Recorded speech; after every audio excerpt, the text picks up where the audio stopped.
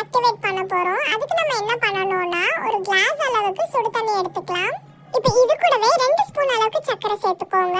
அது கூடவே 1 ஸ்பூன் அளவுக்கு ஈஸ்ட் சேர்த்துக்கலாம். இன்ஸ்டன்ட் ஈஸ்ட் தான் யூஸ் பண்ணியிருக்கோம். எல்லா சூப்பர் மார்க்கெட்லயுமே அவைலபிளா இருக்கு.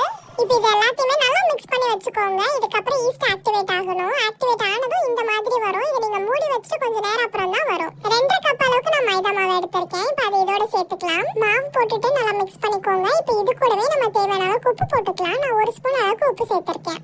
1 டேபிள் ஸ்பூன் போல எண்ணெய் ஊற்றிருக்கேன். சேர்த்துட்டு அதையுமே நல்லா மிக்ஸ் பண்ணிக்கலாம். ஸ்பூன்லலாம் வேலை ஆகாதுங்க. கையிலே நல்லா பிசைஞ்சு இந்த அளவுக்கு சப்பாத்தி பதம் மாதிரி எடுத்துக்கலாம். இப்போ இது 1 மணி நேரத்துக்கிட்ட அப்படியே விட்டுருங்க. 1 மணி நேரத்துக்கு அப்புறமா இந்த மாதிரி தனித்தனியா நம்ம வந்துட்டு ஸ்ப்ளிட் பண்ணிக்கலாம். இந்த மாதிரி ஷேப் பண்ணிக்கோங்க. அப்பதான் பன்னு நல்லா மேல அந்த ரவுண்ட் ஷேப்போட சூப்பரா வரும்.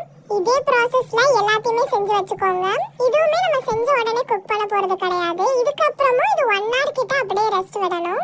எல்லாத்தையுமே இந்த மாதிரி ஸ்ப்ளிட் பண்ணி வச்சுட்டு ஒரு 1 hour நல்லா ரெஸ்ட் விட்டுருங்க. இப்போ இதுக்கு மேல இந்த மாதிரி பட்டர் தேய்ச்சிக்கலாம். ஒரு 5 minutes போல ஓடிஜியை நல்லா ப்ரீ ஹீட் பண்ணி எடுத்து வச்சுக்கோங்க. அவ்வளவுதான். எல்லாத்துலயுமே பட்டர் போட்டுட்டு இப்போ நம்ம டைரக்டா ஓடிஜில வச்சுக்கலாம்.